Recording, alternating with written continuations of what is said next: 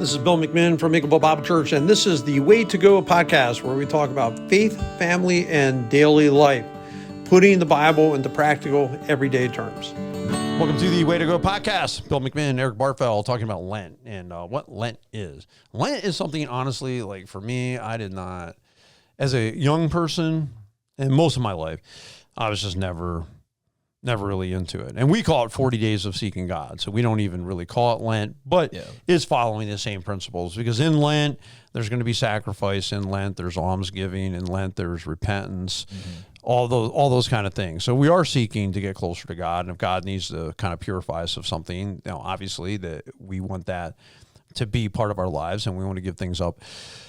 It's patterned on Jesus Christ 40 days in the wilderness. So Jesus Christ gets led by the devil out into the wilderness. He gets tempted. Well, he actually fasts for 40 days. He doesn't get tempted for 40 days. He fasted 40 days.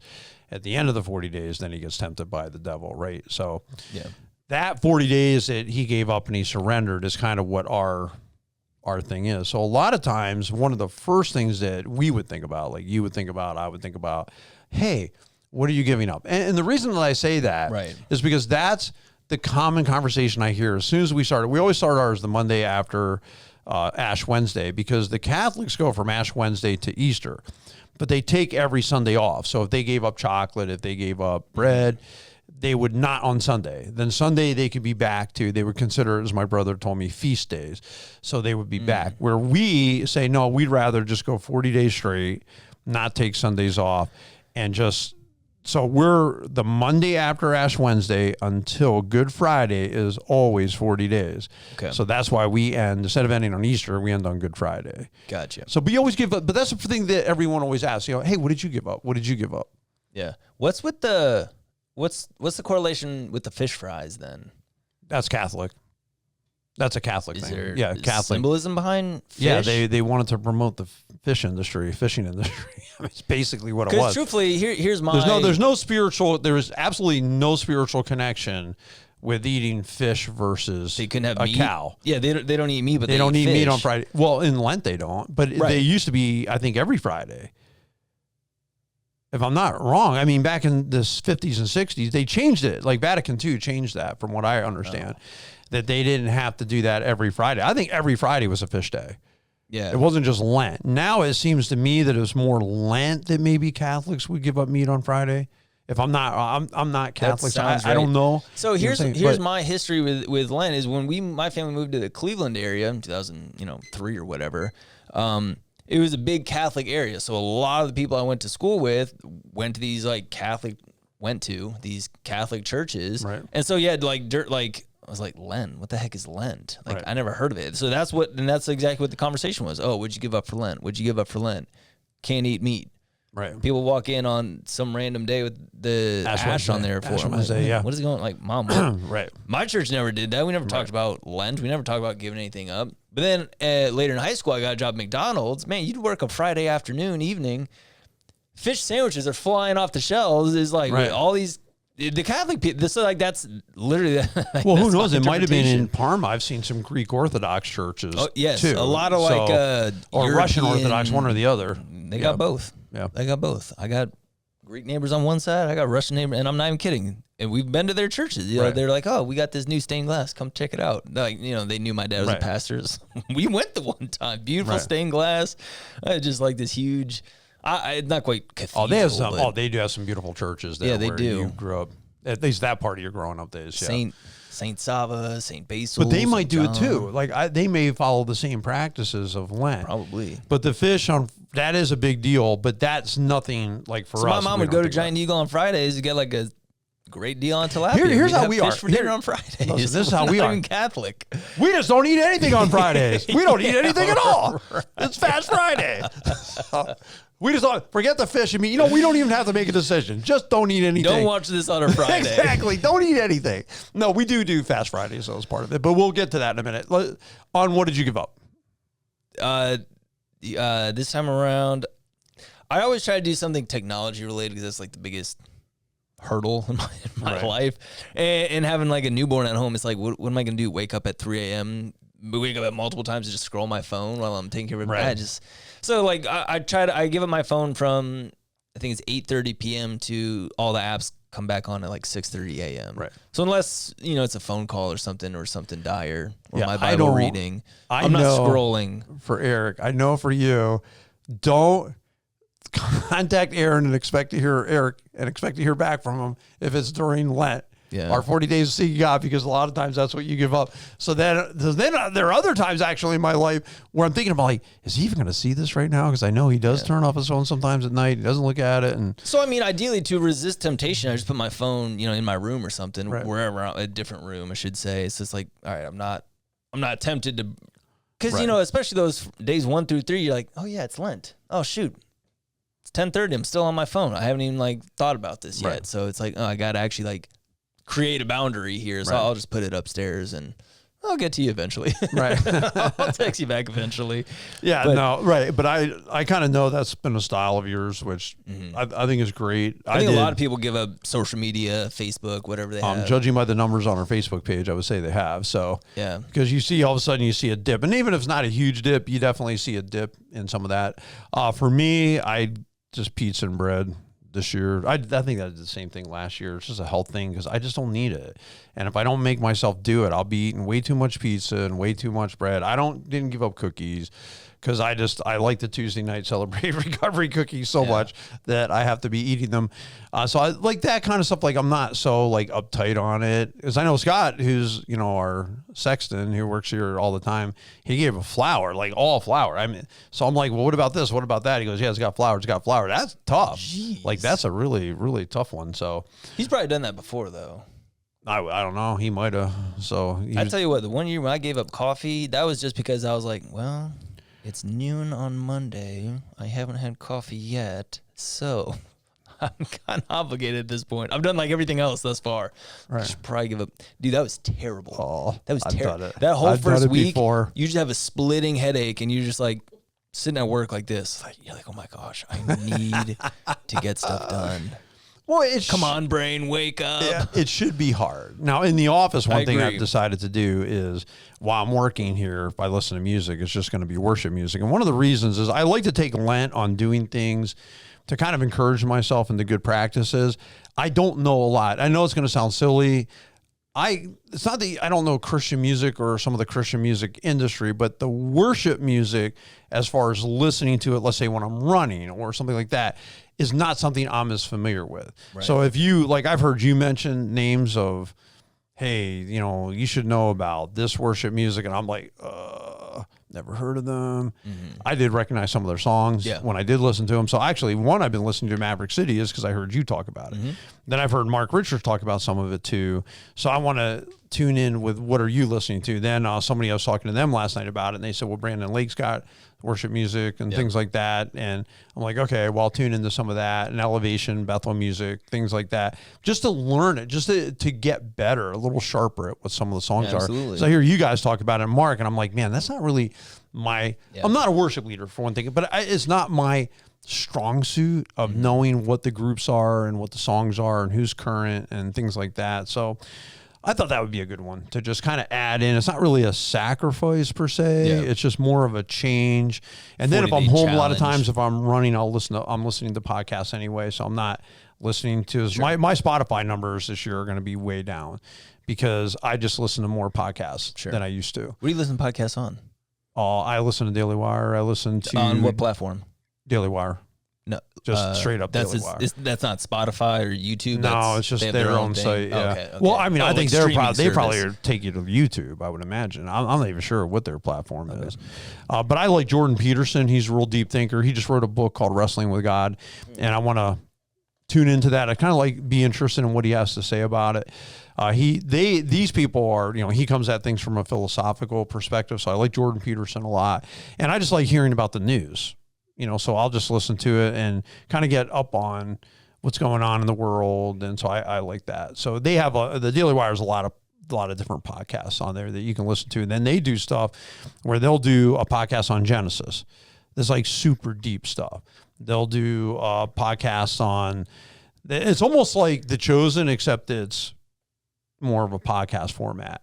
They just came out with, I think it's the book of John they just came out with, Jordan Peterson did. So I'm kind of interested in that kind of stuff when I have time as well. There's some Joe Rogan podcasts that I would like to listen to. Charlie White did I say that name? Charlie Kirk. Charlie Kirk, yeah. He had one on, he interviewed somebody just recently. I'm like, I'd be interested in, I think it was Gavin Newsom actually. I'm like, I'd kind of be interesting to hear how that went and hear what they talked about. Because I know he's a huge podcaster. So Joe Rogan, I would probably there's some I've heard guests that he's had on. If I had time, I wouldn't mind, listening to that kind of stuff too. So that's taken away from my Spotify time, where I'd usually just be listening to music. Now I'm listening more podcasts to find out what's going on in the world. Just kind of a little bit of switch. Probably influenced by you somewhat, others somewhat, you know what I'm saying? Ryan Wilson. It's a good way to learn too. Yeah, or Ryan Wilson's talked about a lot of podcasts. And so that kind of, I think, got my thinking going that direction. So that's, anyway, for me, that's the sacrifice of the part. The bread and pizza is challenging. I mean, there's no doubt about it. I like bread. I like going to Westside Market from time to time and getting breads and knowing that, hey, you're not going to be doing that till April, whatever, 18th, I think, you're not going to be having any bread. Yeah. So I've given up coffee. That was a really hard one to give up. I think that was one of the hardest ones I've done. Yeah, so that was tough. Oh, yeah, so that's one thing that we do. We give things up. We're going to have almsgiving, and we'll be giving, we'll take a collection on Good Friday, actually. So if somebody wants to give $100, $200, $1,000, whatever they want to give, or 20, 10, it's up to you, really. But that's always been part of Lent, traditionally. We're looking at Lent as a tradition. 40 days of seeking God, following that pattern as a tradition. Giving money to a charitable cause is part of it. So we're going to give to the Honduras mission trip this year. So we'll have a special collection or whatever comes in on the Good Friday service. That's going to go to support Erin and her team. Johnson's, I think, are helping lead that too. They're just to help them with expenses. And then if they do well enough with their fundraisers and things like that, then they'll have perhaps money to give as a gift to that organization too, before they leave, because they're always trying to do, building centers for training and helping people get better jobs and improve their lives and the Christian testimony, the whole 9 years. I mean, where they go, it's a great place. So that'll be part of it. Fasting on Fridays is part of it. So we just call them Fast Fridays. Yeah. It is pretty incredible to see the number of people who actually do participate in this. Oh, absolutely. And honestly, I think it's way, I can't say easier, better when it's like, hey, this is a church-wide initiative. We're encouraging everybody to do it. So you hear the conversation of, would you give up for Lent? Would you give up for, hey, what are you fasting from? Right. And then it's like, it is really encouraging to me to hear other people, talk about how starving they are or whatever. I'm like, good, you're doing it. That's cool. And then ideally, I'm like, oh, you're also praying for these same needs. Right. And then, ideally you multiply that by 700 some that we have at church. It seems like most people you talk to, that anyone that you know well and you're talking to about, they're doing some form of it. They're involved. They're participating. My wife, gave up certain things too. She'll be part of the Fast Fridays. But when you fast, for me, usually what I'll do, let's say if it's Thursday, because Fast Fridays, we're recording this on a Thursday. So our first Fast Friday is tomorrow. So if I eat, let's say at 5 o'clock or 6 o'clock tonight, I'll try not to eat for 24 hours. And then the next night I'll eat dinner. So like you said, it's you're skipping lunch or breakfast and lunch. Trust me, I'm still hungry. And the point of being hungry is to remind yourself to pray. Why am I hungry? What am I hungry for? Mm-hmm. You know what I'm saying? I'm hungry because I'm supposed to be praying about things. And we're supposed to be fasting. And whether that's for people in the hospital or sick, or fasting for revival, or fasting. And I've never been one, we do have a whole list of what we fast for. You can fast for every one of them every Friday if you want. Please don't ever think oh my goodness, I can only fast for this and my marriage is coming apart, but I need to fast for that too. Right. If somebody you love is having a health problem, fast for that, pray for it. And when I'm saying fast for it, that's what's on your mind. That's what's on your heart. That's what you're pleading with God about. So whatever I want people when they do the Fast Fridays, we're giving some great things of suggestion. And yes, please join us in prayer, a group, pray for those things for sure. But man, if there's something going on in your heart, your life, pray about it. Take it to the Lord. Historically in youth group, I taught about spiritual disciplines. Fasting was one of them, and that was what I told him, was that fasting is essentially choosing God over the things that you want. Right. For a time, for a day, Right. for 3 days, however, it's a 40-day fast from social media. Sweet. Replace that time that you would scrolling or the one day eating, whatever it is, and pursue God. Whether Right. that's, you're in solitude and you're in a state of worship, you're listening to worship music, you're in a state of prayer, you're praying over certain needs, marriages, health issues, the church, et cetera, your community. You're choosing God over the things that you want. And so when you're real hungry and your body's reminding you, hey, we want food, feed me, it's like, hold on, let me subdue this and let me choose God. Let me choose to enter into a time of worship. Let me pray about these things instead, Right. only for a time. So like I think it has the potential to be super powerful when that time is replaced pursuing God. Right. To me, too, fasting is not just about starving yourself. It's about not that any of us are going to starve in a day. I'm just right. being a bit exaggeration. Well, that's what it feels exaggeration there. Yeah, I mean, you're hungry for sure. It's not about being hungry as much, to me anyway, as it is about praying. Mm-hmm. Like, to me, fasting is about prayer and it's about connecting with God. And I was interested, Paul was talking about it in 2 Corinthians in our men's Bible study. We just started the first 2 chapters. And he said, basically, he was accomplishing what he accomplished through the prayers of many. It wasn't, hey, I'm out here and I'm really great and I'm doing all this stuff because I'm so skilled, I'm so awesome that I can do it. He said, I'm doing what I do because of prayers, and not just my prayers. It's your prayers added in with other churches and things, just praying for my ministry. He felt that was giving tremendous effectiveness to presenting the gospel to other people. So you got to realize that we're not just praying to pray. You're not going through only emotion. You're going through something that's actually helpful to you, to others. It works. And that's why we're doing it. Yeah. No, I always think of Jeremiah 29:11, super famous, very common verse. The 3 or 4 verses after it, when he says, you will seek me, or you will find me when you seek me with all your heart. So it's like, okay, what does all my heart really look like? And sometimes it's like, let me for a time not choose what I want, the literal desires of my flesh and food and wanting to scroll and whatever, habitual kind of stuff. And let me pursue God. Let me seek God with my whole heart, putting these things aside for the day, and like really seek after God. And in his word, he says, and you will find me. And like that's the prayer for the 40 days, is that our church body come together and really seek after God. Put these things aside for 40 days, for a Friday at a time, and really seek after God. Be praying for these select things that we have listed out over the, how many Fast Fridays are there? 4? 6? Okay. Yep. Over six Fridays, and just really seek after God. And like, again, like you're saying, like the potential for the power is so high. The prayers that would be lifted up would be so great, and ideally to see them be answered. All right. Well, when you pray for the church, what is something that you would pray about?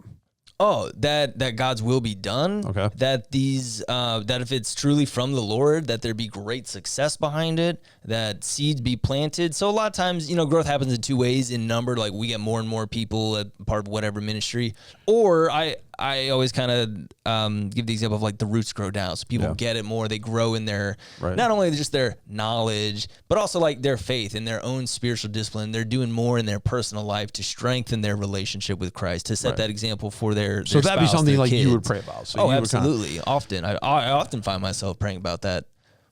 I'll pray for, lately, I'll pray for whatever's going on in the church, whatever the needs are, like the worship team. Mm-hmm. That's why we've seen a lot of transition on that team in the last 12 months.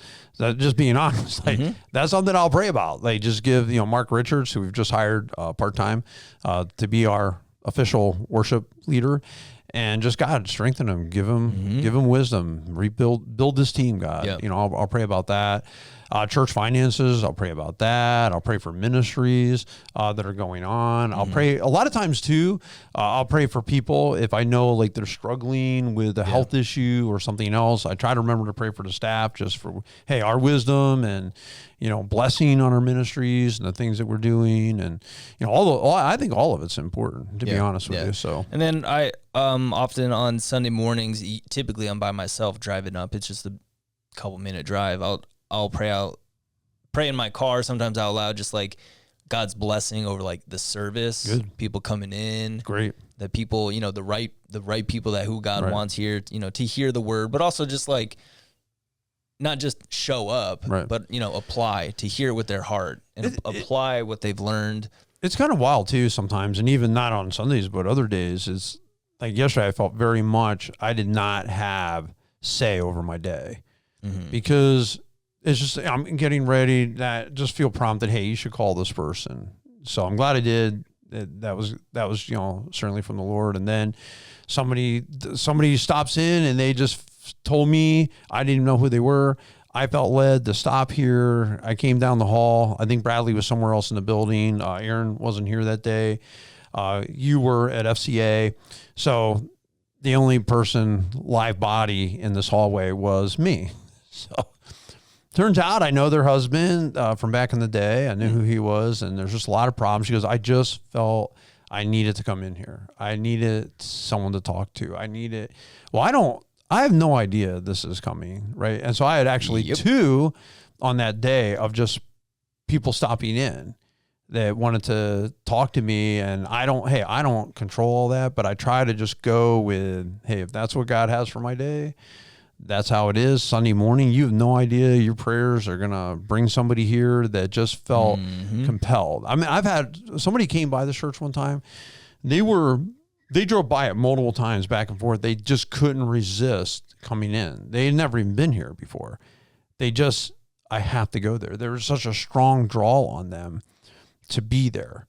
So I think that's fascinating. Yeah, one time we prayed for a guy, and we were in prayer meeting, and I hadn't seen the guy in a while, and we were just praying for him. And so anyway, he comes to church next Sunday. Again, I had not seen him for a while, and he waits around after the service was over, and he goes, I've got to talk to you. I absolutely have to talk to you. I said, okay. And so we were talking in the front of the church, kind of it was the old white church. It kind of emptied out by that time. And he said that, he goes, I've been hooked on drugs, on opiates. So it's kind of like the prescription type of narcotics that he was getting, I'm sure unlawfully. And he goes, I came under such heavy conviction about this that I poured all of it down the toilet and flushed it. Good. And so I asked him, I said, well, what day did that happen? I was just curious. He goes, Wednesday. That was the night we were praying for him. So on the night that we were praying for him, not even knowing what he was going through, but we hadn't seen him. And so I remember I prayed for him, or somebody else in the prayer meeting prayed for him, because we just put names up on an overhead at that time. And like, hey, here are the people I haven't seen in a while, just as you feel led, pray as a group. And so we're all together, and just somebody else prayed for him, I prayed for him. And and I'm sure other people in their heart as well were praying for him. And just that impact, like that was a stunning story for me. So you talk about praying and just coming up and praying in your car, something that seems so simple can be so profound. Right. Like we were not like jumping up and down and cutting ourselves and rolling around and we just pray, man. Just pray. No, I've had instances where I'm like, God, like help, like remind me to pray more or something like that. And then I'm like wide awake at 3 a.m. just all of a sudden. Right. It's like, I need to be praying for somebody right now. I'm not entirely sure who, but I'm going to say a word. Like that's happened. It hasn't happened in a while, but I went through a season where I'd be wide awake in the middle of the night. It's like, I hope all my family and friends are okay. Like I'm just, I don't know what I'm praying for exactly, but I'm just praying like, Lord, God's hand be over. I've prayed myself back to sleep many times. Oh yeah. Oh, honestly. Absolutely. Right. So just prayer is a good thing. And we do have things. I mean, we come across information that, we did not expect at times, that's certainly happened to me this week.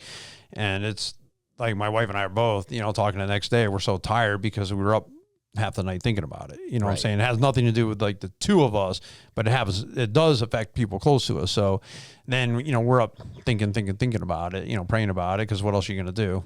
Other than that, is to pray and believing that God's going to answer prayer. But the other thing is on our phone app, we do the Bible study. It's a good thing to do. They have scripture references. Some years are better than others. So, we acknowledge that, some years you're going to connect better. We did not write this 40 days. I think next year we might just say bag it. We're just going to write it ourselves. But, so I hear that sometimes somebody will say, okay, I get it. You know what I'm saying? Some years of the 40 you like better than others. We get this off the U version of the Bible, and we're kind of putting that on. So if you connect with it, great. If you feel like you don't, I would encourage you, just read it, be a part with us, and know that sometimes when you see something and you think, I don't think I quite got that, probably the rest of us thought the same thing. So, yeah, right. You know, we also thought, that was an interesting comment, or that was, we saw it too. It's just, that is our best attempt at, you know, trying to do something together that way. And so I rarely enjoy the devotional aspect. The scripture aspect is always good. Right. I enjoy that and like following that along for the 40 days. But sometimes I'm like, what am I reading? Right. I think that, what if we did do it? We just kind of split it up between all of us, and you just... Yeah, could do. Because, I mean, you're looking at right now, like we're traveling through Genesis, and, I mean, there's 40 days. There's a lot of topics. I mean, we could talk about Psalm 32 and write devotions on that. We could write... There's a lot of things we could do as long as we did it long enough ahead. The starting points are always interesting, because I'm like, Genesis, 40 days leading up to Good Friday, Easter, we're in Genesis. Yeah, they're great. They're great thoughts, and you know, I mean, it's Abraham's commitment to God, and so on and so forth. I think and the our first 4 days we've done are always a good thing. Yeah, they were good. There are good questions for reflection for sure. Like I do like that part of it. So yeah, and I would agree. Like that's in some ways, you know, the more profound part of it is them asking those, I think, 3 questions that they have in their devotions. And you can catch up if you get behind, by the way, because they're all stacked up on the main page. You can go to any time you want. You can go to 1, 2, 3, 4 at this point. So if you get behind, don't be afraid of that. You can still catch up, and it's not that hard to catch up actually. Hop back on. Right. Anyway, that's Lent, and hopefully you've said something in here to inspire you, encourage you, explain it. I'll give you a little bit more information, what our perspective actually is on it. We hope that you have a blessed and an awesome week.